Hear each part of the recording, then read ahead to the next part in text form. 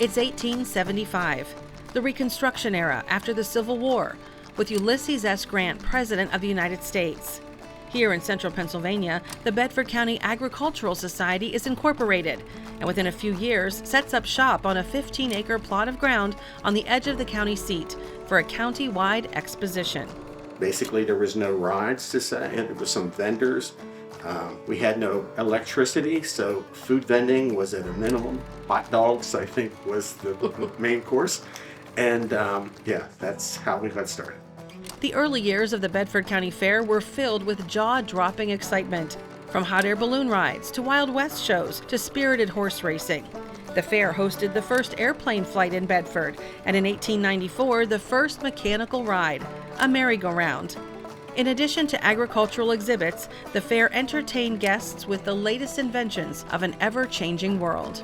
You got to realize that in those days, people were coming by train, which the fairgrounds, the Bedford Fair, always benefited from the fact that we had trains coming through Bedford. Whether it was, passengers, patrons, animals, shows, whatever, they could come by rail, which, helped the attendance considerably. 1926 brought electricity and along with it refrigeration and nighttime fair hours. In 1936, the first auto race was held. Today, the Bedford Speedway remains the oldest active racetrack in Pennsylvania, and our fair the only in the state to offer both auto and harness racing. But its heart and soul is agriculture and youth. I can't talk about agriculture without talking about John H. Holbert. In 1952, I think it was, Bedford County got a new extension agent. I don't think people thought much about it.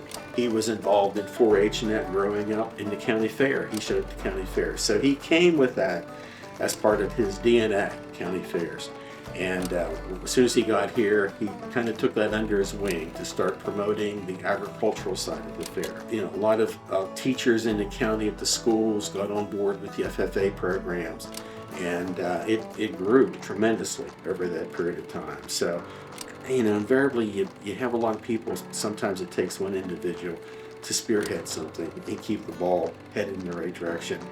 Times changed, but the fair remained, providing opportunities for generations of families to raise and show animals, or show off their skills, to learn about farming, and to enjoy traditional family fun.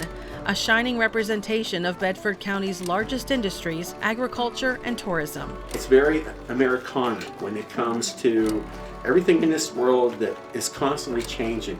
The fair, obviously has some, but it's still that basic root type American values and entertainment, and yet it's still the basic concepts from back in 1852. Today, the fairgrounds are bustling year-round with agriculture and community events and partnerships like the Silver Lining Drive-In and the Holiday Nights of Lights. But nothing compares to the 150 years of the Great Bedford County Fair. Thank you, and congratulations to the Bedford County Agricultural Society 2024 inductee into the Bedford County Business Hall of Fame.